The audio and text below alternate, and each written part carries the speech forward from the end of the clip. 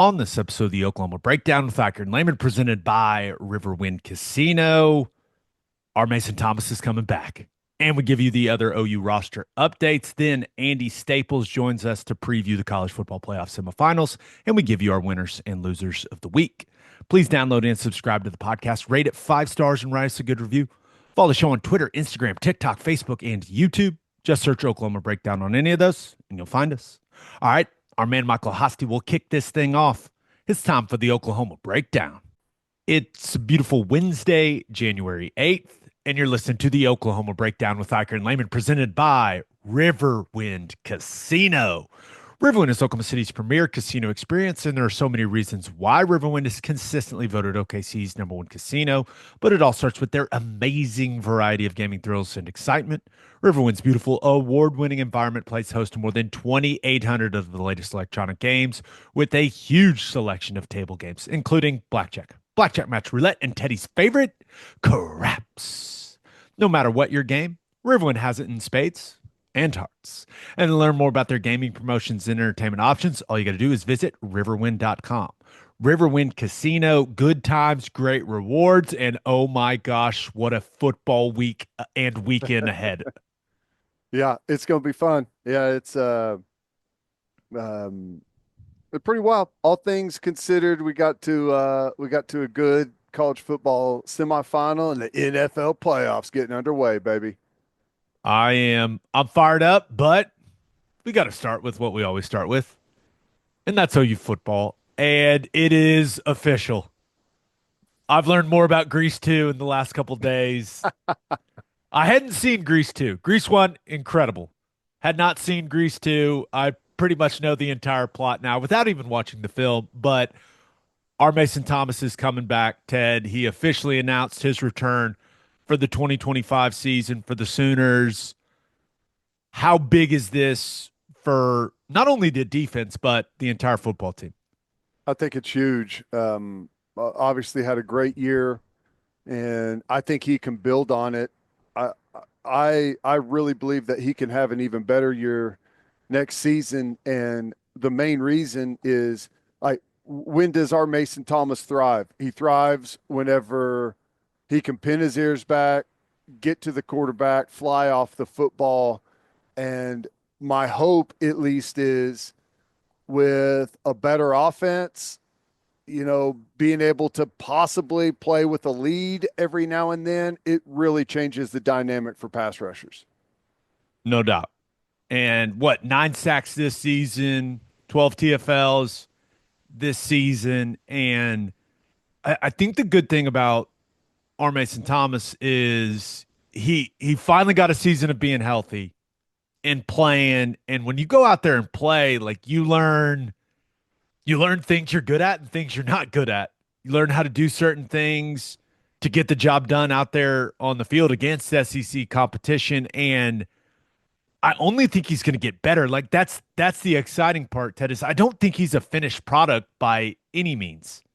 No, I totally agree. And um, he he can, just like anyone else, he can get bigger, he can get faster, stronger in the off season, and there's just uh, the better you get, the more experience you get, you almost play a little bit slower and not as frantic, maybe is the best way to play. And not that he did, but there's just that comfort and the experience of knowing what you're going to do. As you pointed out, knowing what your strengths and weaknesses are, being able to build on those throughout an off season and then take it to the field the next season with a much higher level of confidence, not just in himself, but the guys around him on the defensive line. I mean, that is going to help him out as much as anything, solidifying the interior. And, we got some options at that other rush side to possibly help him out. I think Brent Venables is obviously very happy. All the guys on offense are very happy. I'm sure every guy on the defense is happy about our Mason Thomas coming back, but I don't think anyone's happier than those other D linemen because when you're a defensive lineman, all you dream about is one on ones. And with our Mason Thomas coming back, you know that opposing teams are going to have to pay a hell of a lot of attention to that guy. And you're going to get more one on ones. You're going to get more opportunities, whether you're Dominic Williams or Grayson Halton, whoever on this defensive line. You're going to get more one on one opportunities because our Mason Thomas is going to have, like, he's a player that has, I always use the term gravity. Like, you have to pay attention. Like, there's a natural pull of what you're doing offensively to a guy that does of his caliber. And I think those other defensive linemen are probably thrilled about that. Well, there's no doubt. I mean, and it all works together. You know, if you're a edge guy, a speed guy like our Mason Thomas is, it's much more difficult to accomplish anything if you don't have a good interior presence. And the quarterback always has, the availability to step up and escape the speed rush. And it's the same thing if you're an interior guy. If you're an interior guy and there's real good edge rushers, the quarterback is forced to stay in the pocket and not escape to the outside and nullify what you're doing. So if you're really good across and you could just contain that quarterback in that pocket and guys can win in one-on-ones and there's nowhere to go for the quarterback to escape to, it translates just to a better overall product for everyone on the defensive line. Where do you think he can improve? Like, and you've watched every snap he's played this season multiple times. Where do you think he can grow the most as a player? Knowing that right now, this version of him is a very, very good player. Yeah. Well, I think, and I'm not, I think he was actually even pretty good in this aspect, but he doesn't have incredible first round physical traits. Like, you look at Marvin Jones Jr., who we brought in, he's 6'5", 255 pounds. Those are NFL traits. Our Mason Thomas, not quite that size. So in order to really take his game to the next level to where he is someone an NFL team feels better about taking higher in the draft, he has to show that he can be excellent against the run, holding point, playing with pad level, and affecting things in the run game even more than he has. He's done some really nice things in the run game. Like whenever he disengages, he's the anchor, he's the outside edge, and people try to get to the outside. He does a good job disengaging, and he's got good enough speed to chase those things down. I think just being better in that department when people run at him, affecting those big tackles and tight ends one-on-one whenever he's getting blocked by those guys is really, to me, where he's going to make the most money, showing that he can be a guy at the next level in that department. Defense is looking like it's going to be pretty good in 2025. It really is. It really is. It's exciting. I know that we are all a little hesitant to get too excited, but I really can't think of any reason why OU fans shouldn't be excited about what this defense is going to be in 2025. Totally Now, agree. we've seen there's always, injuries, right? We saw how that derailed the offense in 2024 with the wide receiver situation. Mm-hmm. But other than that, like, I don't see any reason why OU doesn't have, at the very least, the top 5 defense in the SEC next season. And I think maybe if you're, it will be a massive disappointment if they're not a top 5 defense in the SEC next year, in my mind. Yeah, I agree. The biggest Achilles heel that we had this year was giving up the chunk plays in the passing game. And you're losing Bowman on the back end, but you're getting back Kendal Dolby at the nickel spot. Excellent cover guy. Eli Bowen, as a true freshman, showed that he's a star. The better the coverage gets, the better it is for the defensive line and the front seven. I like what we've got at backer. Now, there's some guys, I'm factoring in some pretty big development, guys taking some leaps. And if that's the case, Kobe McKenzie, Kip Lewis, if those guys, kind of come out of Stutzman's shadow a little bit and improve, more consistency, more knowledge, being able to get everyone lined up. I think we're set up for something really special. We don't have to have this conversation now. We've got a long off season, but it does make me wonder with the way that the defense looks, the expectations I think that that group is going to have. It does make me wonder how that affects what Ben Arbuckle and John Mateer and that offense, like how they're going to operate, like what the mentality is going to be, because this is something you and we've talked about a lot over the last couple of years. You have to play as a complete football team to go and win the game. And so if you've got a really, really strong defense, like what does complementary football look like for Ben Arbuckle in that offense in the way that they want to, game plan for some of these opponents. So I think it's going to be very interesting to see how that develops over the offseason and what it looks like when the season rolls around. Yeah, I think one of the most interesting or hopeful pieces of the puzzle is, I think it's fair to say we have not been great in the game management aspect of things, right? And I think those situations are always really difficult whenever you're bad on one side of the ball, and there's no way around it. We were very, very bad on offense this year. It's a much more difficult decision time management wise. Do we get aggressive here with our bad offense at the end of a half? Or do we just kind of slow play things, take it into halftime, regroup, and try and, put things together for the second half? If you're competent on offense and you've got a dangerous group, you got a quarterback that you trust, you got a system that you like, that game management stuff becomes quite a bit easier. And I mean, that's my hope, is that not having a massive weakness on one side of the ball just naturally pulls the whole thing together a little bit more. I hope you're right. The pride of Beggs, Oklahoma, Kendal Daniels is coming to OU. How about that? That's He he's another SEC looking player.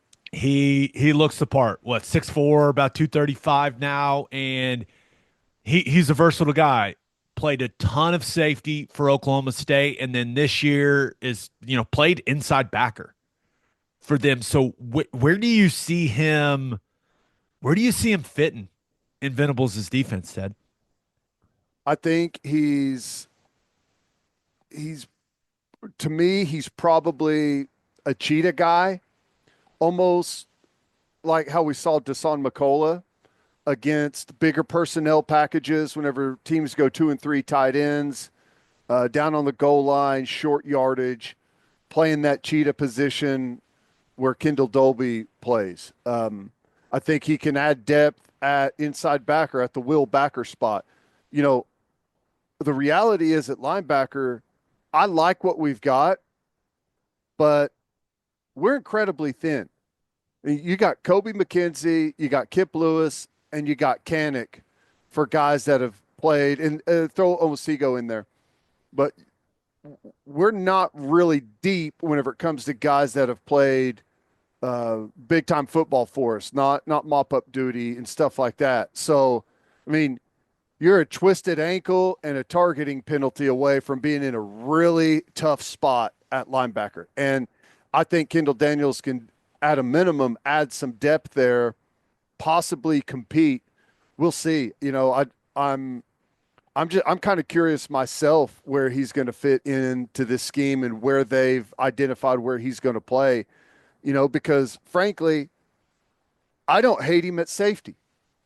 I know that you could say, well, because of his size, he may struggle in some coverage stuff. Well, there's some truth to that, but you can call things to protect him some. But I I would love him as a down safety in the box whenever we play cover 1 or cover 3. And just you're almost adding another linebacker to the mix without even having to do it, through substitution. So I don't know. I mean, my gut tells me probably add depth at cheetah, add depth at inside backer, and maybe find a spot in some of their dime packages whenever they have six DBs out there. But I don't know. I mean, it's a good problem to have that you're not exactly sure where his home's going to be.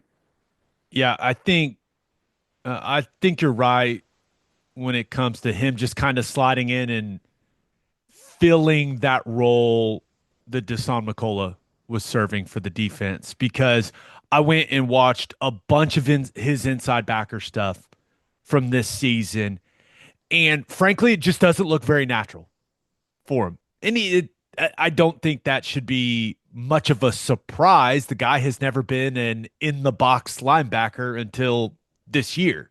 It's very rare for people to move to inside backer and thrive. You'll see guys move from inside backer and go elsewhere and have some success, but it's a totally different view of the football game, and it's not an easy one. It's a much more difficult view of the football game.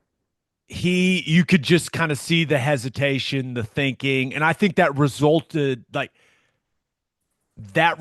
in him not playing with a ton of physicality at the inside backer position because it looked like things were maybe just moving a little fast for him. He was a little unsure. The technique wasn't quite there. And that's where I'm interested just to see where he fits because he's got some serious physical gifts.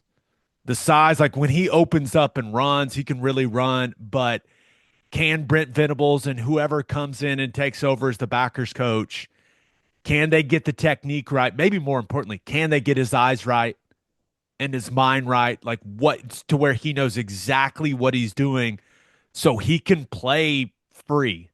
Because when you go and watch the tape of him at inside backer for Oklahoma State this year, it doesn't look like a guy that is super sure of what he's doing all the time. Like that's not the way that he played, and it's understandable. Very new to the position, but my hope is that they can carve out a role for him where he really knows what he's doing inside and out, and he can just cut it loose, man.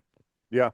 Yeah. He may be a guy where, you got position versatility and it opens things up to what a guy can do, but that may not be what's best for him. He may be a guy that you need to narrow what he does and what his role in the football team is going to be.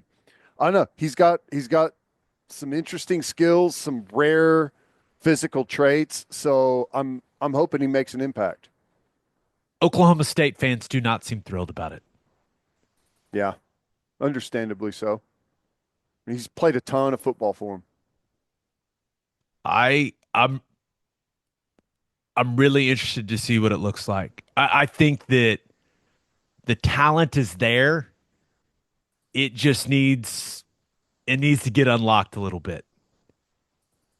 Yeah, And if his future is at inside backer, Brent Venables is the guy you want to come learn from. that's So right. I think it makes a lot of sense for Kendal Daniels. I agree. Still no defensive coordinator though. We Still got not a big time. deal. Not in my mind. We got time. I mean, Venables has because of the fact that he can just step in and do it himself, which I don't mind. I mean, I think people have a differing opinion on that with him calling the defense and being the head coach, and I can understand it 100%. I think a lot of that boils down to, well, how competent is the offense going to be? But whenever your fallback is one of the best defensive coordinators in the last 20 years of college football, I mean, I think that's pretty good fallback. I I do think it's becoming more and more attractive with all the guys coming back. And I know that the overall situation, kind of where Venables stands, is not ideal if you're a coordinator. I get that. But you got our Mason Thomas back. You got all those interior guys back. You've gotten some nice pieces in the portal. Got some veterans. I mean, the defensive coordinator position. It's become more attractive over these last couple of weeks because of all these pieces that they have returning and these Yeah. some of these pieces that they've added. So I don't know. I don't know what the timetable even looks like, but You have convinced me that it's not that big of a deal. So Well, I'm chilling, man. I'm chilling. yeah, here's the thing, and I know that from an outside perspective, it may look like, well, gosh, Zach Alley, Venable's protege, leaves after 1 year and goes to West Virginia. I mean, there must be dysfunction going on there, and people don't want to coach at Oklahoma right now. I'll tell you, there are a bunch of people that want that defensive coordinator job. There are a bunch of people that are interested in it. So I don't think that's a problem at all. I went and watched a lot of Marvin Jones Jr. Interesting player. Mm-hmm. Want to just run through the positives and negatives real quick? Yeah. Positives. Guy's huge. Yeah. Long, long, athletic. And when, he's chasing the football and he's full tilt, you can tell the dude can really run.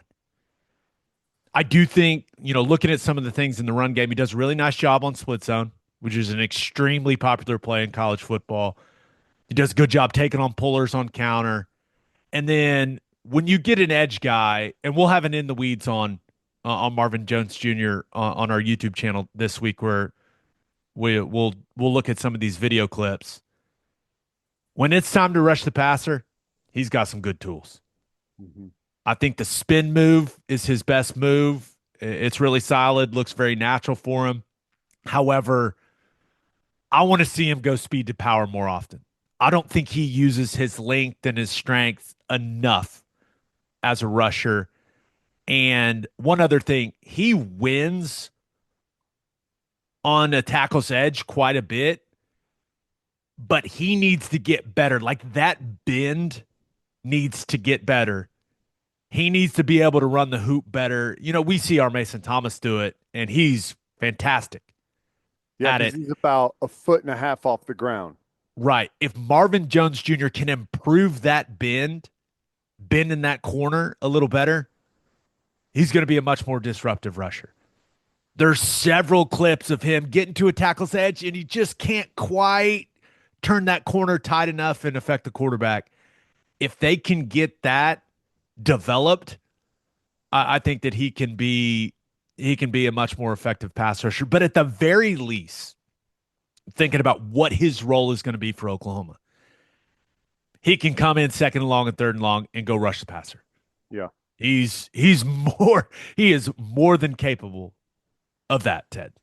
Yeah. No, he's as you mentioned, physically, he's what you want as an edge guy. He absolutely looks the part. Great athleticism for the size that he has.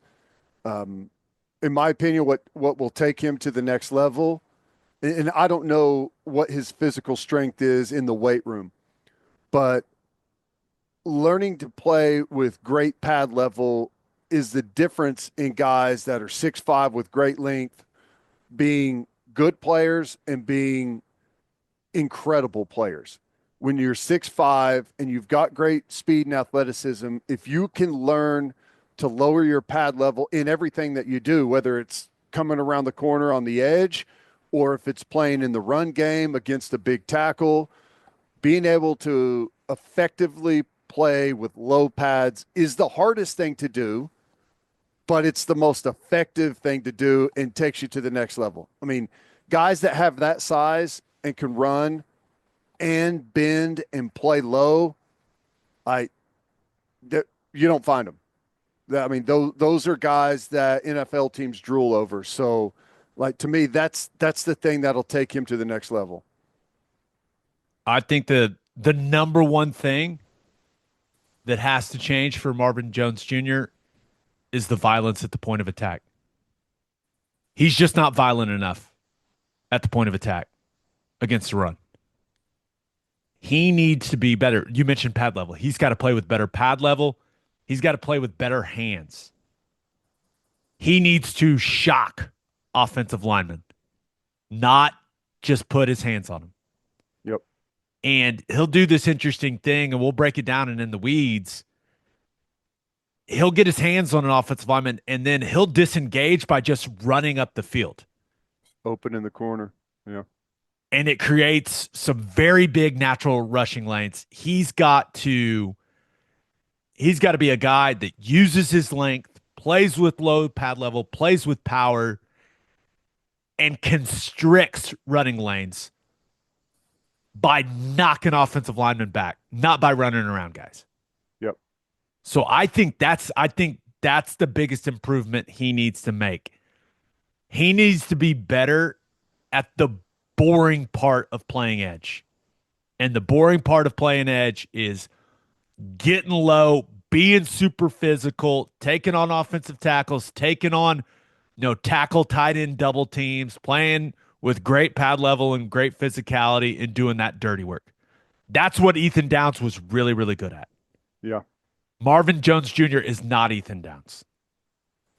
He is not a natural replacement for Ethan Downs after going and watching his film.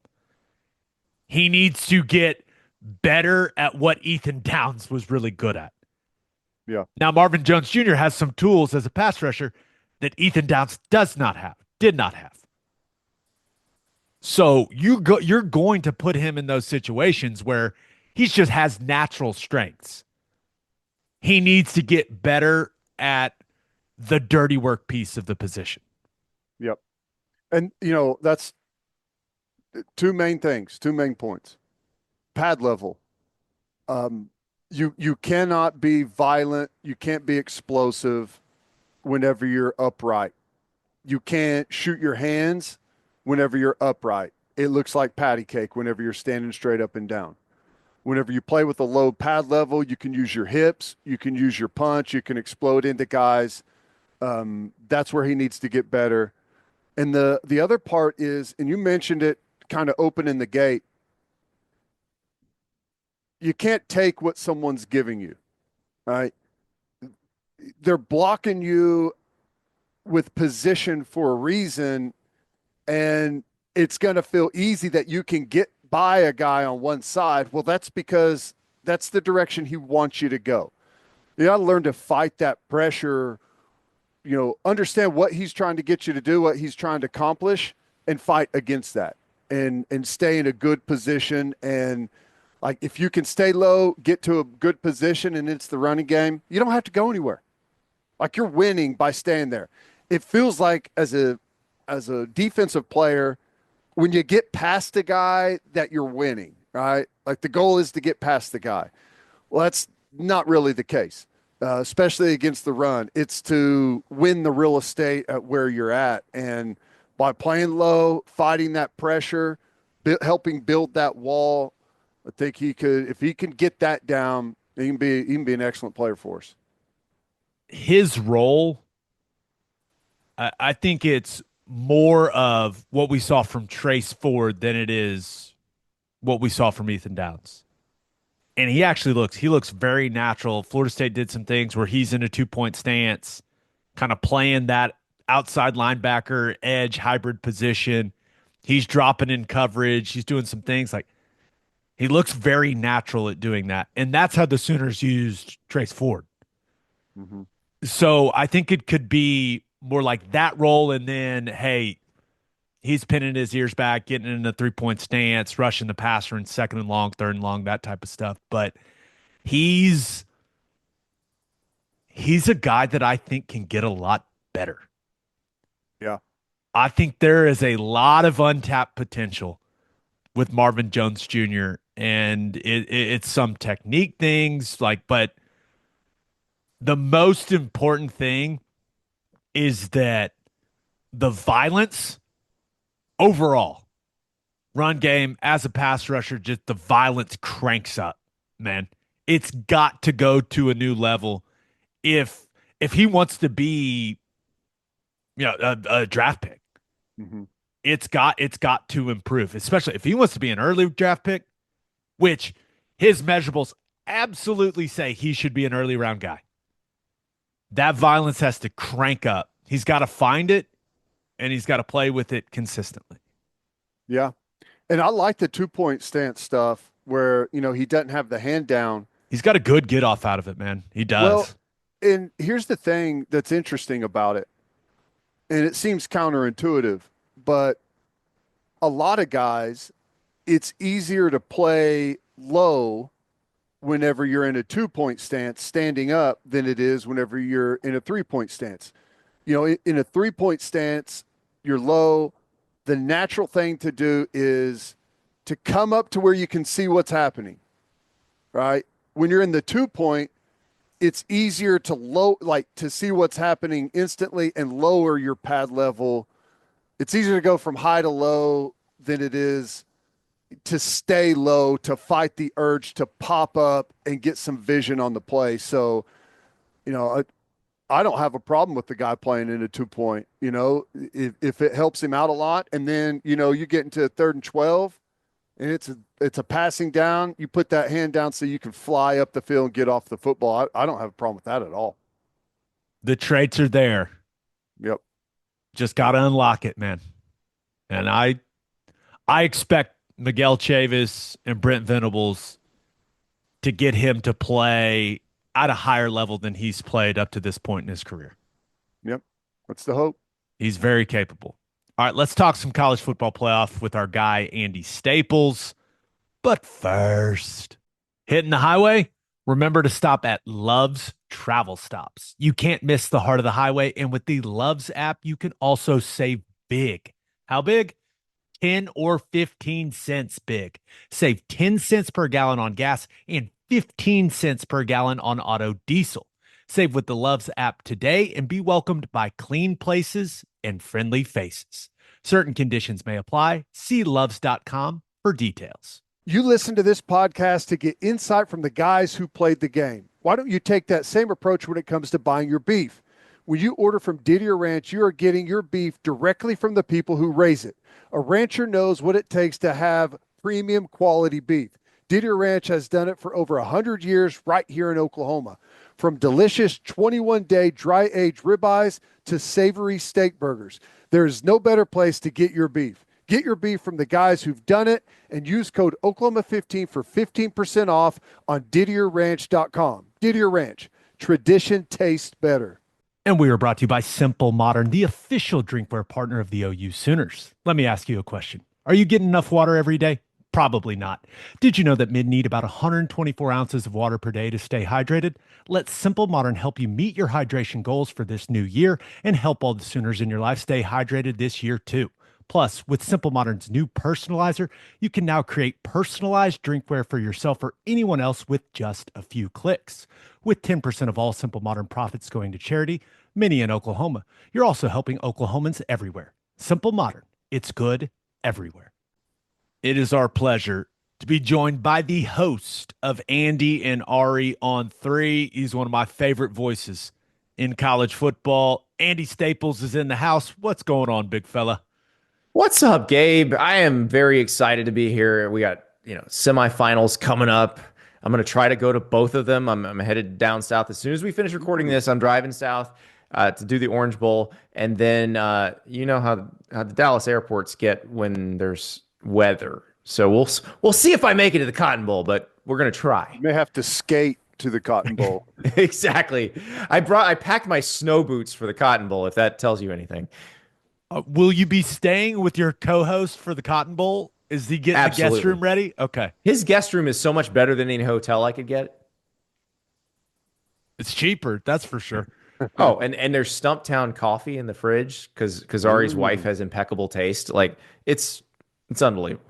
Ari, and I have asked him to come on this show many times, and I think it's finally going to happen next week. He's coming next week. Which he's gonna do a CFP final preview with us, Ted. But he is a man that seems to like nice things. So yeah. I'm excited for you. I feel like you're going to get this is like you shake his hand, they're very soft. He's not turned a lot of wrenches in his life. Well, you guys are doing a great job with the podcast, and I feel like you guys are starting to feel the success of the product you're putting out. So I'm excited for you boys, but let's get into this stuff. Andy, before we dive into the semifinal matchups, what have you thought of this first year of the 12-team format? This is all very new for all of us. What have your thoughts been through these first couple rounds? I love the home games, even though the games were lopsided. I think if you seed this thing correctly instead of artificially misseeding it because of conference championships, I think if you seed it correctly, you get more close games in the first round, and then you get to the same kind of result where you have semis where you're like, ooh, I really like both these matchups. I like the idea of any of these four teams playing each other in the national title game. And that's the whole point of this. I mean, look, it's not like this is a big revelation. There's a reason every other sport on earth has a tournament to finish the season. Like, they're pretty good. They're pretty fun. Yeah. I I like the home sites. If it were up to me, I would do home sites until the championship game. I'm with you, Ted. And now I'll take you one further. I would make the Rose Bowl the like college football's Omaha or college football's Oklahoma City. Like that would be the national championship game every single year. And I've had people say, "Well, that game has to be on January 1st, or it's not." No, no, no. Yes, the best game we could ever do all played. this by January 1st. We could scrunch it We up could. and get to January 1st. They're not going to do that though. I know. And my other thing is, I was at the best game ever played in the Rose Bowl Stadium. It happened on January 4th when Vince Young ran through USC. Like, guess what? The world didn't end because that game went on January 1st. So you could make it happen. But I'm with you. I also think that rewards regular season performance, adds more intrigue to the regular season. But we'll see. I don't think they can get there immediately. I do think we're going to see the quarterfinals go to the campus sites pretty quickly, though. That'd be great. I'd love that. Could that happen next year? Like, do you think this is the only year we're going to get of this version? You mentioned the seeding that has caused, it seems like a lot of discussions to take place. Do you think this thing's changing by the time it comes around next year? I'm not sure they can change where the quarterfinals are for next year because remember, they're still operating under the original CFP contract, which is with all those bowls as well. They have contracts with all those bowls that expire after next season. So I don't think you can change that piece of it, but I think you can change the seating part. I've asked people because initially when the bracket came out, I asked some people and they said, well, I don't think we can change the seating. And then the more people you talk to, is like, no, no, no. If everybody agrees to change it, they'll change it. And basically what's going to happen is your power conference guys are going to say, hey, look, we're changing this. You can agree with us now or agree with us in 26, but we are changing this because they need a unanimous decision to do it for next season. They just need a majority to do it beyond that. How do you reconcile I think everyone agrees that some teams that got buys for winning their conference should not have got buys. It seems like that's where the biggest rub is. But how do you reconcile those teams playing the extra game in the conference championship? I mean, does it just not matter? You made the conference championship game. It's just the burden of playing that extra game. It's gonna be that as long as conference championship games are moneymakers, and they are. Like that's why I think in 26 they go to 14 because the SEC and the Big Ten want to protect the conference championship games. They want to provide some stakes for those that are unique. Because right now, and the artificial misseeding of this tournament, like Oregon got screwed for winning the Big Ten championship game. Penn State got rewarded for losing it. Penn State got rewarded with the easiest path into the semifinals for losing the Big Ten championship game, which is not right. Like that should not happen. And so that's why I think they got to fix that part of it. I agree with the coaches that the conference championship games are going to become an albatross, and maybe they already have. But as long as they are lucrative, the conferences are going to do them. So you got to figure out how to manage them. Isn't the easiest way just to reseed it? Like after the first round, the lowest seed that advances plays the highest seed that had the bye instead of just making the bracket a fixed thing. You know, the easiest way to do it is to seed it correctly the first time. Like don't make number 9 number 3. Like That's the original sin. You could also reseed it again, like the NFL does. The NFL seeds it straight. Well, and remember, this was actually kind of based on the NFL model, like because Division winners. right, because the Bucks shouldn't get a home game instead of the Eagles, but the Eagles the are Vikings are going on the road. The Bucks shouldn't get a home game instead of the Vikings, but they do. So now you could keep either way. I heard Greg Sankey say he'd be for the reseed, which that would also help. And so if you reseeded this one, it would have shaken it up a little. I don't know how much it really would have changed, but it would have kept. Well,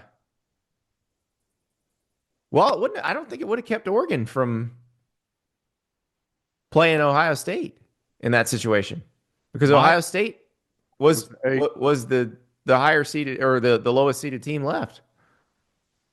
Seems ridiculous. Yeah, it seems ridiculous now with the way that they've looked the last couple weeks. Yeah. Before we talk Notre Dame, Penn State, has there been anything in these first couple rounds that have really surprised you? Like, is there anything that you just went, wow, I did not see that coming, whether it's a player, a team? Notre Dame's depth. I knew it was better. I didn't realize how good it was. Because this is a team that had, going into the Georgia game, had lost 5 guys to season-ending injuries, and some of them were really, really important. Charles Jagasa was supposed to be their starting left tackle. He got hurt in camp. They've been playing a true freshman there the entire season. Benjamin Morrison was their best corner, went down in the middle of the season. Riley Mills, their best defensive tackle, goes down in the Indiana game. Like, the Brian Kelly Notre Dame teams would have folded losing talent like that and then having to play a team like Georgia. Notre Dame was still probably the better team. I mean, definitely the better team that day, but like, if you play that game 10 times, Notre Dame probably wins it 7 or 8. Right? They were better. And they just are competitively deep now in ways that they were not able to be under Brian Kelly. And Freeman's done a really good job of that. They've played ball a little bit in the transfer portal, but Notre Dame's still fishing out of a lot smaller pond than these other schools in the playoff. Yeah. A surprise to me, and I know we'll get to this some later, but for players that have surprised, Will Howard's been a good quarterback. And we've watched him a long time, in the Big 12, but he was good this season. The last 2 games, he has been unbelievable. Some of the throws that he made are just outstanding. He's hit another gear. Yeah, and I think that was a weird one with me because the assumption that Will Howard stunk going in and he was going to be the thing that held Ohio State back, I never felt that way because I always felt like he was a very effective quarterback at K-State, but he was dealing with what he had at K-State. When he was there with Deuce Vaughn, they were good. They won the league, but he didn't have the level of talent around him that he has now. Like, having Jeremiah Smith can make a lot of your throws a lot easier. That said, like you pointed out, like I was at the Ohio State-Tennessee game. There was one throw he made, one of the I think it was a Jeremiah Smith touchdown pass from the kind of midfield going into the left corner of the end zone. It's about as perfect a throw as you'll ever see. And I'm like, dang, Will Howard has that? Punt. I mean, it goes like out of the stadium. Yes. It drops in a bucket. It was perfect. And so, yeah, you add that to having Jeremiah Smith and Emeka Ibuka and Quinshon Judkins and Travion Henderson. And all of a sudden, you are almost impossible to stop. Now, I actually, as good as Ohio State's offense has been these last 2 games, their defense has been even better. The defense was really good all season, but my God, like Jack Sawyer has turned it on. He got pissed after that Michigan game. Yeah, he did. The flag plant did it. Blame Michigan. Be mad at them. Yeah. Let's just talk Ohio State, Texas then. The Buckeyes have looked damn near unbeatable the last 2 weeks. It has all come together.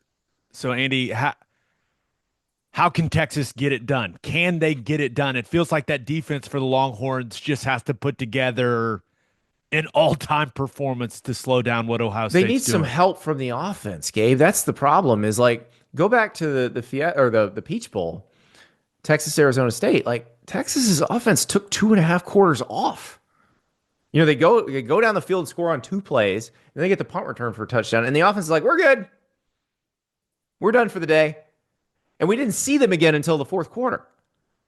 Like that can't happen against Ohio State, because if you do that against Ohio State, you're going to lose 40-14. Because you think about, look at the Arizona State game.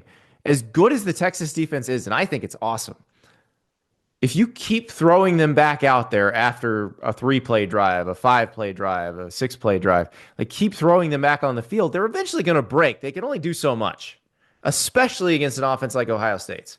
So the Texas offense is going to have to sustain some drives, and it's not like they can't. Like I was in Ann Arbor when they played Michigan, and that's when Michigan's defense was at full strength. So Mason Graham, Kenneth Grant, Josiah Stewart, Will Johnson was playing at corner, and the Texas offensive line bullied Michigan's defensive line.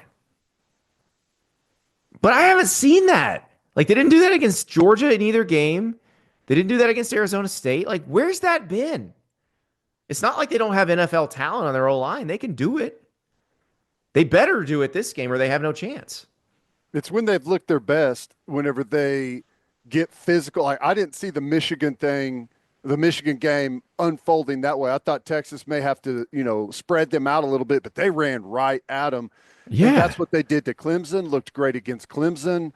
It is going to be a different animal against Ohio State, but they're going to have to find a way to run the football. Yeah, and they couldn't do it in the middle of the game against Arizona State.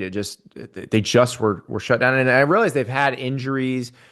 Kelvin Banks missed a little bit of time after the A&M game, but he's back. Jake Majors got hurt in the first round game, but he's back, the center.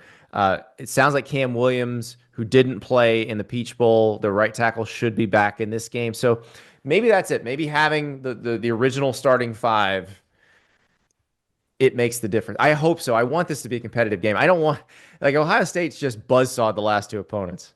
Like, I don't want a semi to look like that. I would like it to be a nice competitive game. But the fact of the matter is, if Texas's offense does not keep the ball away from Ohio State's offense a little bit, you're asking the Texas defense to do the impossible. Quinn Ewers, it's interesting hearing people talk about him now, because I think we all agree he's good. Right. He's a good quarterback. He's a very divisive figure. Yes, but I think I don't think anyone comes out and says, like, hey, he's elite.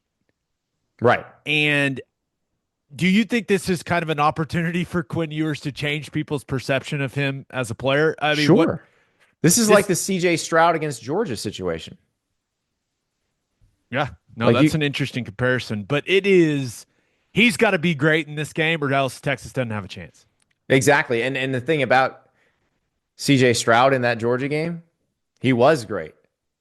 Showed us every reason why we should believe in him as an NFL quarterback, and then backed it up as a rookie, and they still lost. Like, that's as good as that. That's how good this Ohio State team is. Like, Quinn Ewers could come out, ball out, and you get a great game from everybody on Texas's roster. Like, Matthew Golden catches a bunch of passes, Gunnar Helm catches a touchdown. Like, all of those guys play their best, and they could still lose if Ohio State's playing like this. It looks like an all-pro team. You got a bunch of, like, defensive. I mean, there's like 8 or 9 of the 11 starters are seniors or upperclassmen. Yeah. And Ted, these guys would have been not like 7th round draft picks last year.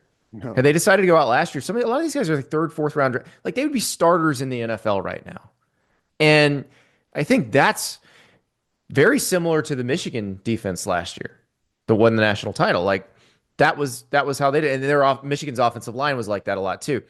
The Ohio State defense is very much a bunch of guys, most of whom would be starting in the NFL right now, who decided to run it back one more time to try to do this. How do you see it going? I hope Texas shows up, and I think if Texas does, it's going to be so much fun, and it's going to be a shootout, and it's going to be like a 38-35 game, which I would love. And if that happens, I think either team can win. I've picked Ohio State. I think the way they're playing right now is I just don't know if anybody left can beat them unless they play a perfect game. Now, the part where I could be wrong is we haven't seen this for 14 games out of Ohio State. We've only seen it for 2. So maybe regular season Ohio State shows up again, but I don't think they will. I think they've hit the other gear. But I will say Texas playing its best game can still beat this team. Yeah, I think that's fair. I agree. All right, let's talk about the other semifinal matchup. But first, Schwab Meat has been smoking the highest quality meats, hot dogs, and sausages in OKC since 1912. Go to schwabmeat.com to order any of Schwab's outstanding products and use promo code OKBreakdown for free shipping on orders over $75. Schwab dogs are iconic. I like to keep it simple. Just a bun, dog, mustard, ketchup. Also, the jalapeno cheddar smoked sausage is ridiculous. Schwabmeat.com, code OKBreakdown for free shipping on orders over $75. Schwab Meat, the official hot dog of game days. Oklahoma's favorite pub, Pub W, is a modern American pub offering a great new take on classic drinks and cuisine. They offer an extensive beer and specialty drink selection with something for everyone, and that's exactly why Pub W was voted best happy hour. And we all love a delicious brunch. Pub W brunch is served Saturdays and Sundays until 2 p.m. with some of the most delicious brunch offerings you'll find anywhere. Now open in Yukon, Oklahoma. Visit one of their 6 Oklahoma locations. Visit pubdub.com for locations and menus. Insurica's launched a new digital agency introducing Insurica Direct. Whether you're in Oklahoma or anywhere across the U.S., they've got you covered. From small business insurance and health insurance for your employees to insurance for individuals like home, auto, and even Medicare supplements. Insurica Direct's got it all. Start your journey today at insuricadirect.com. Remember, at Insurica, we specialize in you. Looking at the other semifinal, got the Notre Dame Fighting Irish in the Penn State Nittany Lions. Want to start here. A lot of these big games, people always talk head coach and quarterback. Who do you think has that advantage in this game? This is a good question because this is where draft media and college football media collide and probably have a difference of opinion. Because Ari and I had this discussion on the show the other day. If you were picking a quarterback in the draft next year and your choices were Riley Leonard or Drew Aller, there's not even a discussion. You're picking Drew Aller. If you're picking a quarterback to lead your college football team right now, you're probably taking Riley Leonard based on what he's been the second half of the season. Because I think Riley, I know he wasn't fully healthy when he got to Notre Dame. I'm not sure he was fully healthy at the beginning of this season. And I think what you've seen the last kind of 6-7 weeks is the healthy version of Riley Leonard and what he can do when he runs the ball and how that opens up their offense. His 80 rushing yards against Georgia were the difference in the game. He only threw for 90 yards. He was the one moving the ball when Notre Dame needed to move the ball, though. Yeah, it's true. I feel like the strengths of these two teams are fairly similar. I think like a lot of games, it's going to come down to, who can have success running the football. Whose running game do you trust the most? Well, and that's the question. So I trust Notre Dame's because of Leonard, and Jeremiah Love's going to play. I thought Jadarian Price gave him a couple good carries in crunch time. It's weird. It felt to me like he gained more yards against Georgia than he did. He only had 37 on 10 carries, but he had a couple pretty critical ones in the second half after Jeremiah Love went out. So because of Leonard, because he's so dynamic as a runner, I think I would go with Notre Dame. The thing about Penn State's offense, though, and this is something that Notre Dame doesn't have and something Georgia didn't have when they were playing Notre Dame, is Tyler Warren. Tyler Warren's the only alien on the field among the two offenses. Now, there's some aliens on both of their defenses, but Tyler Warren's the only alien on the field for the offenses. And some of the catches that he's made are just incredible. when Penn State decides they need to force feed him the ball, they find ways to do it. This will be one of those games, I would assume, because this defense they're playing is so good. They don't have dynamic receivers, but he gives you an X factor in the pass game that I'm not sure either of these teams have otherwise. I think it could be one of these games that comes down to who can score 1 or 2 touchdowns in the red zone when they get in that area of the field. Like who's kicking field goals, who's scoring touchdowns. Yeah. And Andy, I'm with you. I like Penn State to win the game because in the red zone, Drew Aller can go to Tyler Warren. And he's just an absolute menace in that area of the field. So it's weird to say I think the tight end is going to be the difference maker in the game, but I'm with you, man. That's how it feels to me. He's also not your typical tight end. I mean, he's an absolute freak. I mean, he's as good as any, standard wideout in the red zone. And then you can do some crazy things with him, and you can just hand him the ball if you need to. Like, that's how good an athlete he is. So I think he makes it very interesting. And like Mitchell Evans is good on the other side for Notre Dame, but he's he's a good typical college tight end, like a good version of a college tight end. I don't see anything in Notre Dame's receiving core that necessarily scares you either, but Tyler Warren scares me. Now Notre Dame's secondary is really good. Like Xavier Watts, that safety.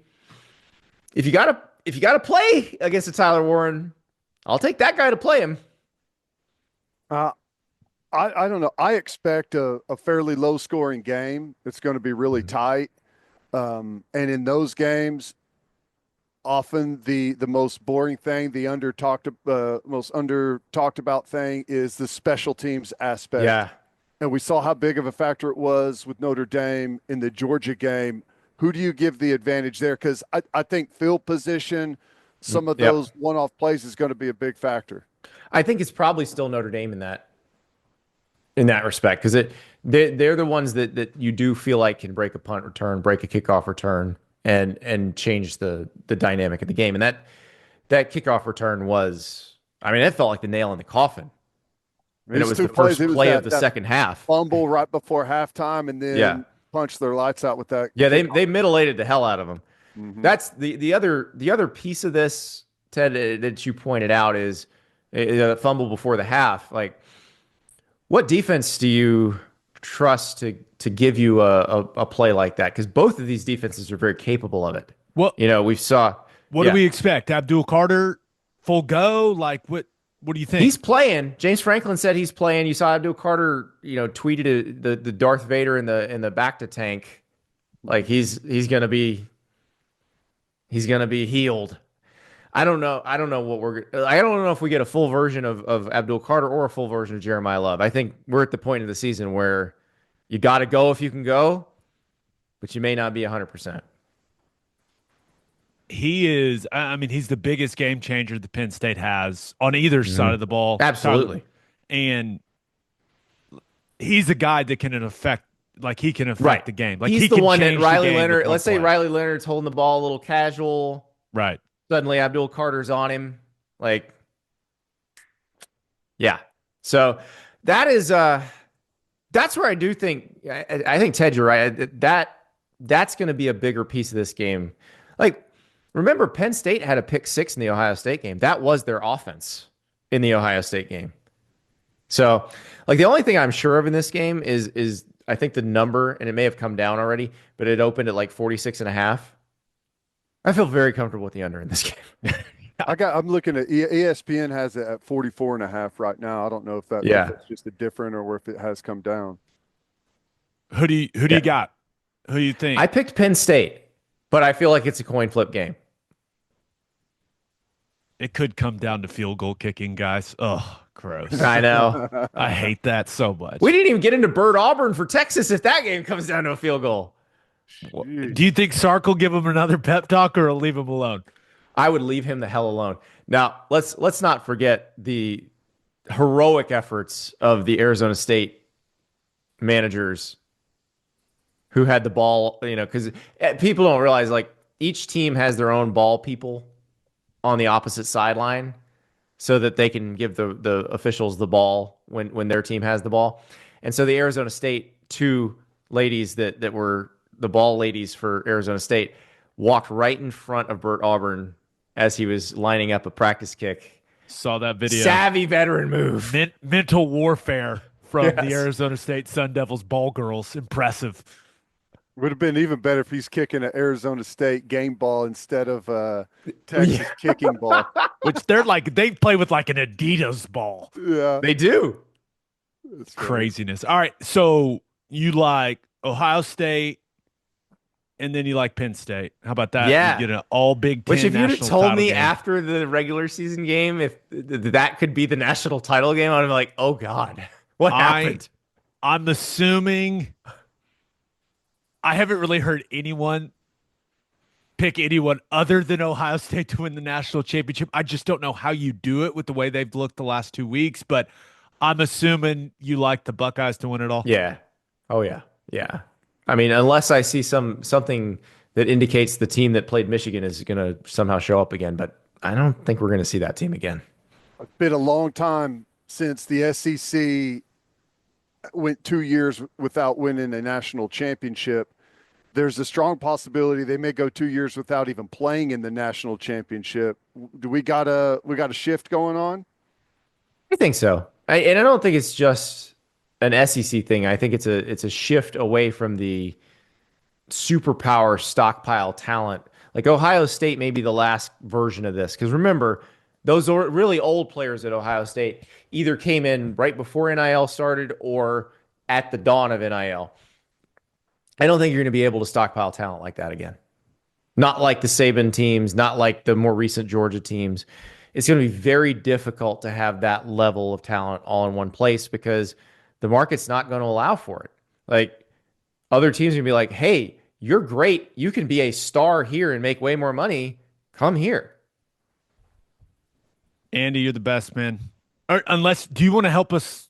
You want to help fix OU football? Do you have any ideas? Can I start with, I think John Mateer coming is the quickest fix that anybody's made this year. Like if you haven't watched, and I know all of your listeners have, because when John Mateer, probably when they hired Ben Arbuckle, everybody watched a bunch of Washington State tape. But John Mateer is fun. Like that dude is awesome. So I think that's the best move anybody's made the transfer portal this year was Oklahoma getting Mateer. Who do you compare him to? Ooh, that's a good question. I'm trying to think, because everybody will throw out Cam Ward because Cam Ward was the starter before at Washington State. But I think Mateer is actually a better design run QB. Cam Ward's probably the better improviser, but Mateer is a really good design run QB. So I'm trying to think of the guys that have been, because he has those improvisational skills when the pocket breaks down, but you can run QB power with him and feel really good about it. So he's got pretty big size. Like I don't know. Yeah. Because the way he plays, he maybe feels like a smaller player, but he's like 6'1", 225. Yeah. He's a load to bring down. So I'm trying to think of who recently is like that. Because there haven't been a lot of the guys that you felt great with the design runs who also, like, because Milrose a really good design run quarterback, but him processing in the pass game, I feel like Mateer is pretty far ahead of that. The more I watch him, and maybe it's just because this guy's playing really well as a rookie and I'm projecting, he reminds me physically of Bo Nix. Yeah, I think that's about right. The way that he's built, the way he moves. He's got an interesting release, but like he's physically, a little less like of an adventure build. than Bo Nix was at Auburn. Right. Yeah. But that's kind of they're pretty similar sized. I think Mateer is 6'1", and probably. And around I like that he just walks 230. into his own offense. That he's not learning anything. He's going to be teaching the rest of the players the offense. It's a good setup to have. And I would be remiss to point out because he was my neighbor for a few years, Cole Gonzalez coming in from Western Carolina. Like, it's so funny. Everybody's like, why is he going there? Don't they got material? I'm like, yeah, but you've been playing at Western Carolina. You get to go be an Oklahoma quarterback, and the backup quarterback's like the most popular guy on campus. So, but I will tell you, if something happens to Mateer and Cole needs to come in, this dude lit it up in the Southern Conference. Like the game before he got hurt, the injury that ended his season, he threw for 620 yards. So, but I'm very excited if he winds up getting a chance to play a little bit. I think people will be pleasantly surprised there too. Andy, you're the man. It's always fun catching up, buddy. Enjoy the games. Good luck getting to Dallas. Yes, I may not make it. I told my wife, I'm like, I'm either going to go cover one of the most intriguing college football games in a long time, or I'll be home to pick up the kids by 3:30. Fair enough. All right, buddy. You're the best. See you guys. And three things matter in banking: service, service, and service. And First Fidelity Bank's commitment to exceptional service is more than a promise, it's their foundation. FFB has been by your side for over a century, and they are honored to be a part of your journey. Banking isn't about where you've been, it's about where you are headed. Open an account at an award-winning bank today at ffb.com. At First Fidelity Bank, we go where you go. Bishop McGuinness Catholic High School represents a tradition of educational excellence in Oklahoma City. Grounded in a faith-based education, Bishop McGuinness offers a college prep curriculum that includes 26 AP courses, participation in OSSAA athletics, and numerous clubs and organizations for students to join and grow. If you want to provide the best possible educational and spiritual development for your children, contact Bishop McGuinness Catholic High School or visit bmchs.org. Financial aid is available. And go to opolisclothing.com and use promo code TED for 10% off our podcast merchandise and the best OU gear out there. That's opolisclothing.com and use promo code TED. Buttery soft and 10% off. Let's finish up with our winners and losers of the week. As always, Ted, kick us off. Who do you have as your winner of the week? I had to go with my man Trae Young hitting the game winner. That was awesome. That was really cool. I was happy to see that. The reaction from the teammates is always a lot of fun. And now, interesting year for him. Numbers are down a little bit. His assist numbers are up actually this year. Points are down a little bit. His shooting percentage is down a little bit. Maybe he'll find that. But another solid year from Trae Young, and I love watching those guys hit those game winners. That was awesome. He's the leading scorer for the Hawks. He's averaging 22 a game. He's averaging 12 assists a game. Up big for him. That's awesome. He hits the game winner, the half-court game winner that everyone's talking about. What a lot of people are talking about is the fact he had 20 assists in the game. Dishing it. 24 and 20. And Trae Young gets, for a guy that's been an all-star and has been incredibly productive in his NBA career, the dude gets a ton of hate. Yeah. And I think this year, the way he's distributing, and I don't know if you've watched a lot of the Hawks, Ted, I don't know why you would. I've watched quite a bit of them. They're a fun team, man. They're going to be a playoff team. I think they're currently, and there's a lot of season left, but I think they're like the 7 seed right now in the East. They're a very interesting team to watch. And one of the reasons they're so interesting is like Trae Young has become this big facilitator for them. And then they've got all these big, long, athletic guys around him just flying around the court. They're fun to watch. And I think Trae Young he's adjusted his game to their personnel. And a lot of people said that he wasn't going to be able to do that. And I think he's proven some of the haters wrong. Now, is he a great defender? No, he's not some lockdown defender. He's never going to be that, but he's gotten better at the team defense aspect of things from what everyone is saying that knows what they're looking at basketball wise. So I think he's showing some growth as a player this year. Yeah, that's good. You know, I think they're kind of hovering around that 500 number, aren't they? And yeah, like you said, going to be a playoff team.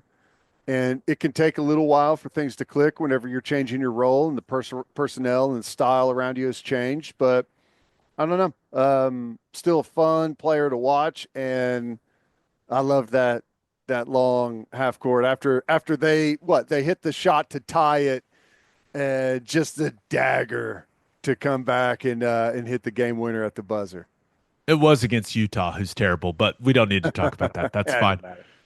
Who do you have as your? Oh, speaking of basketball, we talked about how great of a football week it's going to be. Mm-hmm. OU A&M tonight. Thunder Cavs, number one in the East, number one in the West tonight. OU at Georgia on Saturday. Thunder Knicks on Friday at MSG. I I'm smelling of football guys talking basketball on Sunday's episode. That's all I'm saying. It's coming. It's coming. I can. Hoops are ramping up. I'm going to the A&M game tonight. Ooh. I'm looking forward to it. It's going to be fun. I hope it's a awesome atmosphere. Give them hell, Lehman. Make a Yeah. difference. You and you alone can make a difference. Yes. Who do you have as your loser of the week? Well, the debut of the TGL golf league was last night, and I watched quite a bit of it, and I liked it. I thought it was entertaining. It wasn't can't miss TV, can't miss sports, but I was entertained by it. The reason I have them as losers because I was checking in on Twitter to see what everyone thought of it, and I saw like I don't know, it was like 2 or 3 times the amount of negative reviews as positive. And that's natural because golf is like this traditional purist sport, and this is totally different. It's a totally different product than what you're used to with golf, with the birds chirping and the quiet announcers and just kind of laying on the couch halfway asleep watching a tournament on Sunday. This is like an arena deal. It's loud, it's energetic. They've got a shot clock, which I think is cool. And, it's just a totally different format. So it doesn't fit into that real golf atmosphere. But I think it's something with a little bit of tweaking that I think could be a really cool product. I watched a ton of it. I enjoyed it. I thought it was cool. And I found myself after watching it, I went and watched a bunch of YouTube videos on the arena. Mm-hmm. Dude, that thing is sweet. The way that they It's can awesome. change that green, it's wild. I watched the foreplay guys go in there and play some holes. And it's really cool. I thought as a TV product it was solid. Mm-hmm. I didn't mind it at all. Now I knew I wasn't watching like big tournament golf, but I'm fine with that. I don't think that's what it's trying to be. I do think it'd be really fun to go watch one in person. Yeah. Which brings me to my number one idea. And they may already do this. I haven't done any research. This just popped into my head. The TGL, it is an absolute no-brainer to partner with courses near that arena down in Florida, which I'm sure there's a ton of, and create custom golf trips for dudes where you go to one of those, you go to an event or two at the arena, and you have an organized golf trip that comes around with it. You include hotel and transportation, all the courses and everything. You build it all into one package. I have a feeling there would be a lot of dudes that would love to do something like that. And by a lot of dudes, I mean me and you. Let's do it. Yeah. I mean, You could It's a just cool sell it on a concept. big package on the website, Yeah. Like just if someone organized all that, hey, you're playing these 3 courses, you're going to this event, you're going to watch these 2 teams play in the arena. You just build it all into a package together. And I think people would absolutely love that. I know I would. Yeah. No, I agree. I think it's a cool deal that needs some tweaking, and they did this to a certain degree. You know, the course they were playing is not a real course, right? It's a computer designed course. Well, and maybe I'm just speaking for myself, but I feel like in that situation, and this is going to be something that the golfers hate whenever you listen to them talk about the U.S. Open. It needs to be almost like a Golden Tee style golf course to where it is like there are some very, very difficult risk reward things that they can do. And it needs to be very, very hard. Like they have to hit these creative shots to find the fairways, to hit it into the greens. They want like a normal course layout is what they want, but it needs to be totally different from that. It needs to feel like they're playing a video game, in my opinion. To get people interested in watching it, it's like they got to hit this thin little sliver of fairway between the like whatever it is. It needs to be very extreme in that regard, in my mind. I don't think that's a bad idea at all. And you see a little of that. Like there's some options where it feels like that. That one hole's like 720 yards. Right. And I think, is that the one where there's that little spot like in the middle of the canyon where you can land it on if you can carry it that far, like stuff like that. But yes, just make that the only option. Exactly. That's what I'm saying. Like it has to be for people to be, otherwise you're just kind of watching guys hit it into a screen and then they're going to make their way up to the cool green and do all that stuff. Like to me, like to make, cause it's not golf. It shouldn't be viewed as golf. It should be viewed as a video game, in my opinion.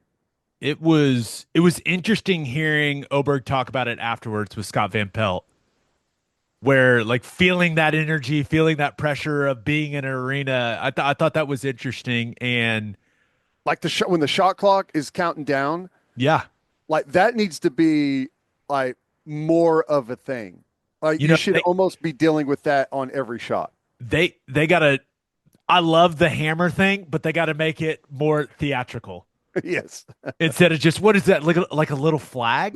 Little golden flag, yeah. You need to, at the fair when you go and whack the thing and you try to make it hit the thing at the top, that's what the hammer needs to be. You got to get like a giant sledgehammer and hit something. That's right. I think they'll probably fine tune it and tweak it and stuff, but I think there's some really cool things that they could do ultimately. I'm with you. I'm interested to see what happens with it. There are a lot of very significant people that are invested in it. So yeah. Yep. Well, we'll see. They should have had Tiger play the first night. Well, that's what I'm saying is like that was a mistake. Some interesting people invested in it. Yeah, it's the people that everyone wants to watch play in it or who are invested in it. Ricky Fowler's glasses. I think he's pulling it off. I saw some people talking about his appearance. I think it's working. He looks like a totally different guy, which maybe is a good thing for him. I love Shane Lowry. Yeah, he's fun. Oh, love that guy. He walked up, forgot the tee. First shot, just forgets the tee. So good. All right, let's get to my winner and loser.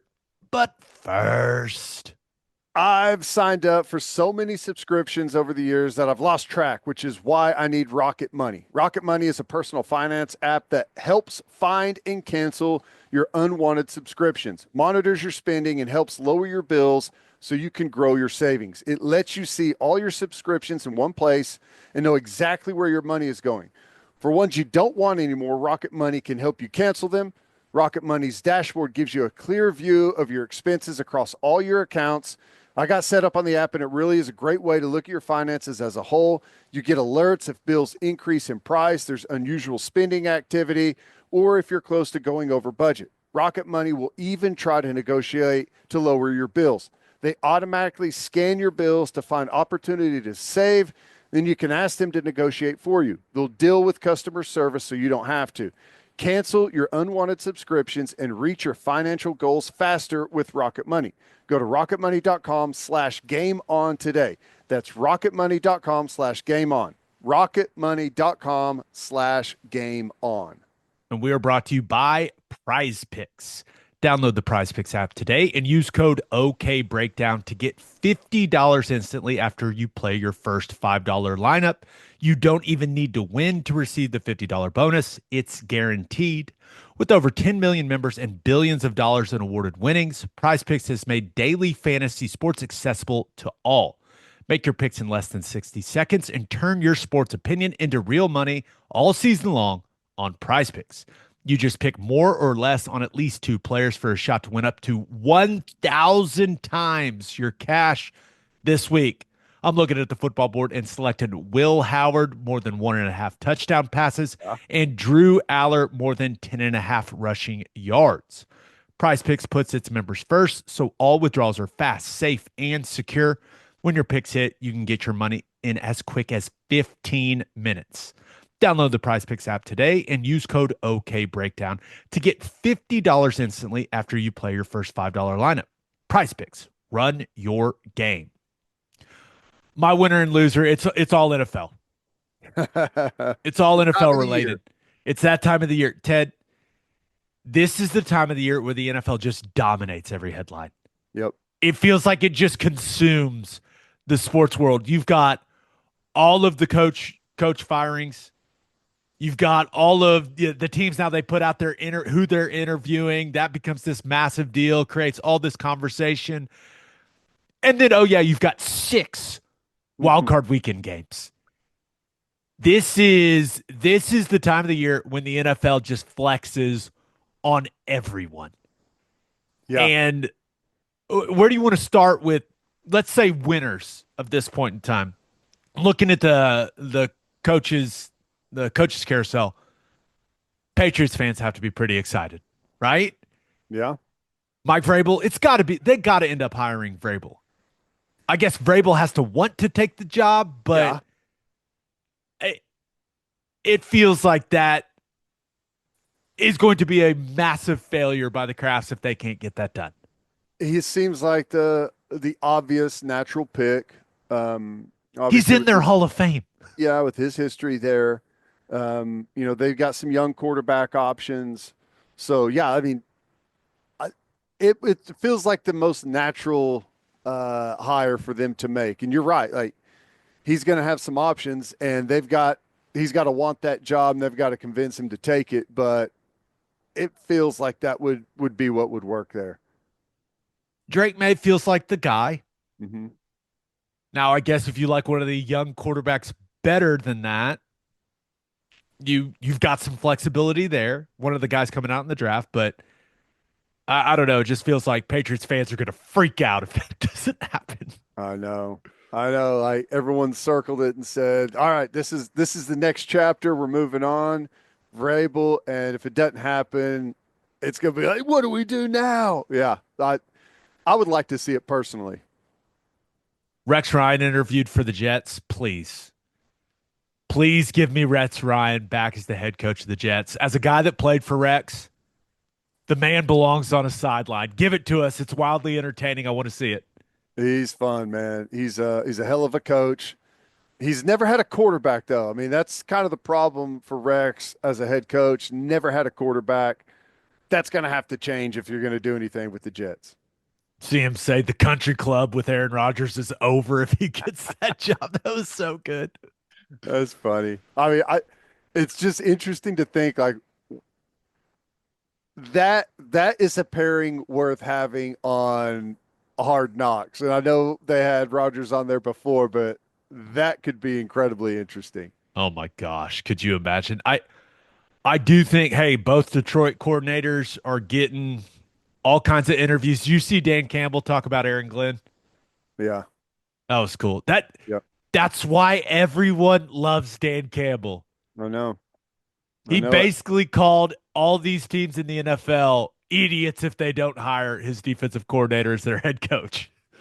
Which, is interesting. Campbell's done a fantastic job in Detroit. Everyone knows that. Easiest statement in the world. You'll get no pushback there. The next level for him is like, okay, if you got to move on at coordinator, your coordinator spots. If you happen to lose both of your coordinators, what's next? Can you continue that run with new guys? I mean, that's there's a lot that comes with head coach, and making the right hires for your staff is probably the most important and is talked about the least. 6 wildcard weekend games. Saturday, we've got Chargers at Texans, Steelers at Ravens. Sunday, we've got Broncos at Bills, Packers at Eagles, Commanders at Bucks, and then the Monday nighter, which I do not like there being a Monday night game during the playoffs. I hate that that team ends up having less rest. I hate that. They should do away with it. Just play another Saturday game. But that's Vikings at Rams. What game are you most excited about? I feel like the people that listen to this podcast are going to be absolutely locked into Baker and the Bucks. Yeah, there's 3 games. 3 games for me. Let's hear them. Steelers Ravens, you have to love.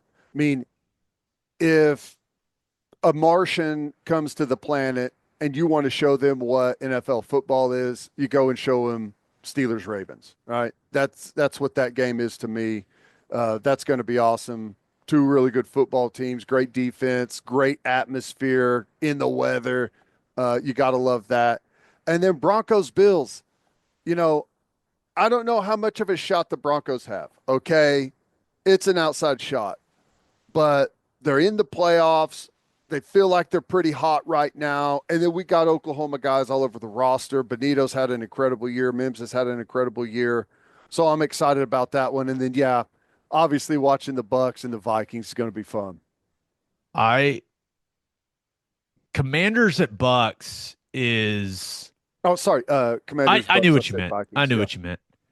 The Jaden Daniels factor in that game is. It's the wild card, right? I feel like I know what I'm going to get from Baker. Like Baker's going to go out there and ball out. Jaden Daniels has been. I think he has exceeded all expectations this year in his rookie season.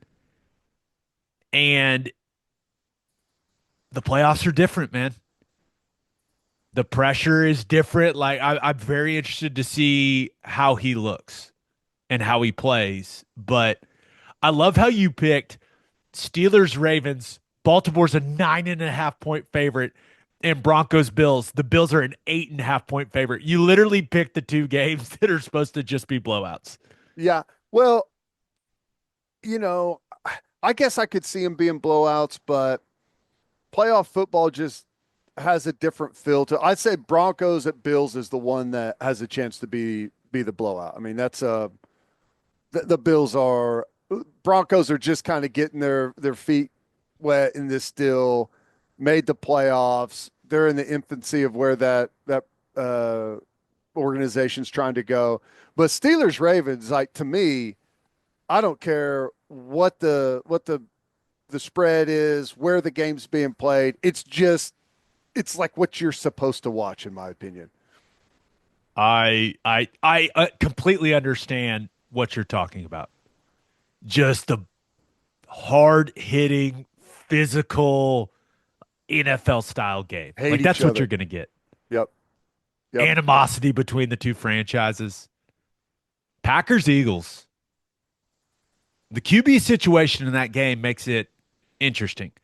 Jordan Love with the weird couldn't feel his hand last week, didn't come back into the game situation. And then as of the time we're recording this, I'm pretty sure Jalen Hurts is still in concussion protocol. Now, I would assume he's going to clear it by the time, because that concussion was a while ago now. Mm-hmm. I'm sure he's going to clear it, but hey, the Eagles have Saquon Barkley and the Packers do not. So maybe it's that simple. Yeah. But the QB situation, that one makes it an intriguing game. I'm hoping the Bucks and Commanders is just an absolute shootout. I want to see 0 defense in that game. And then Vikings at Rams. Like the Vikings have had such a good season, but now since they lose the division, they got to go on the road in the wild card round. And do I really want to pick a team in the playoffs that has Sam Darnold at quarterback over a team that has my guy Matthew Stafford at quarterback? I don't know, man. And Vikings are a 1-point favorite in that game. So like that one may end up being the most fun to watch, like the most Yeah. entertaining, close, suspenseful game. It's crazy. The Vikings, it's like if you don't follow the NFL closely, it's like, wait a second, what was the Vikings record? Like they had one of the quietest, you know, two or what they end up did they end up 14 and 3. 3? Yeah. Ended up 14-3. I mean, that's an incredible season. Darnold has played great. They've been fun to watch. So yeah, it's you just wonder, can they go on the road and win a playoff game? That's the thing with Broncos Bills is Bo Nix, a rookie quarterback, going into that environment and going and getting a win seems highly unlikely. Yeah, and I But wonder what the weather is. And I know Denver is a cold weather outdoor stadium, but it's not Buffalo, New York. Okay. There's a difference there. Orchard Park, baby, a unique place. That's right. I highly recommend getting up there and watching a game if you're an NFL fan. It is absolutely fantastic. WWE meets NFL. I'm going to weave my loser of the week into this overall NFL conversation. Dude, it's got to be the Tennessee Titans. They fired Mike Vrabel last year. Everyone kind of went, wait, what? And it seemed like it was because they sided with Rand Carthen, their GM, and then they hire Brian Callahan. They go 3-14 this season. They're the worst team in football. They then fire Rand Carthen. And now you're in this coaching carousel, and Mike Vrabel appears to be the number one target for everyone. I don't know. It just feels like it feels like he's the most sought after candidate. You fired him last year. You've moved on from the guy that it seemed like you chose over him. And I don't know, it just feels like kind of a disaster for that organization right now. You I know it's reactionary sport, and I mean that's one of the problems with the NFL is oftentimes guys don't get the right amount of time. And I know Vrabel was there for a while, so it's not maybe not this situation, but you got to have the right quarterback to win in the NFL. You can maybe get by with it a little while if you've got an incredible run game, which they had, and a really solid defense. But ultimately, to get anywhere, you got to have the right quarterback, and that's not usually the head coach's fault.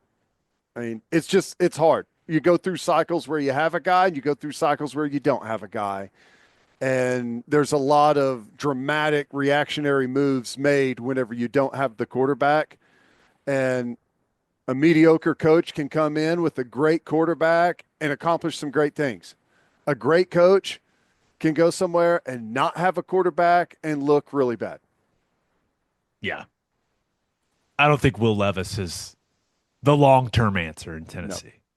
No, doesn't look like it. Raiders fired Antonio Pierce. They've gone through an incredible number of coaches over the last decade. Cowboys denied the Bears permission to interview Mike McCarthy. Do you think the Bears did that just to piss off Cowboys fans even more? Maybe. I don't know. I thought that was really funny how all of that played out, but yeah, I don't know. It's the McCarthy thing in Dallas is fascinating. I think he's a good coach, but I mean, it's a results driven business. And supposedly you've had the quarterback there, right? They're paying him like he's the quarterback. So I don't know. It's an interesting situation in Dallas. And the Bears situation is interesting too. I mean, you would think that would be a highly coveted job if people feel like Caleb Williams is going to be the dude. I mean, he did some nice things as a rookie. If he's going to be a star moving forward, there should be people clawing over each other to get to that job. if you're a Bears fan, and I know they interviewed Vrabel, if you're a Bears fan and like Ben Johnson is your number one target and you don't get him, that would be slightly alarming to me. Yeah. Well, he'll know. That's a division opponent. They've seen a lot of each other, and like I said, it it's not a good view of Caleb Williams' future if Ben Johnson turns his nose up at that job, right? I think that's fair. I think it's crazy that Ben Johnson's still in Detroit and he's not a head coach right now, but clearly the guy likes being in Detroit, likes working for Dan Campbell, but this has to be the cycle where he moves on. It just has to be. You can only turn down being an NFL head coach so many times. Right. Yeah. I don't know. It's interesting. Every now and then you have guys who, they're happy where they are and maybe don't want the burden of being a head coach. I don't know. If he takes the Jacksonville job over the Chicago job, ooh, buddy, Bears fans are gonna That'd be interesting. certainly. Birthday shout outs. We only got one. I'm giving it to you. Happy third birthday to Aaron AJ Rodriguez. Well done, sir. On that note, episode 491 in the books. We'll have a new podcast that'll drop on Sunday. Going to have a lot to talk about. Just a reminder, please subscribe to the podcast. Wherever you listen to podcasts, please subscribe to our YouTube channel. Make sure you check out our website, okbreakdown.com. We've got everything in one spot for you now. Hope you all have a great rest of your week. Have an awesome weekend. Until next time, we appreciate y'all for listening. Do what you always do, Oklahoma. Take care of each other.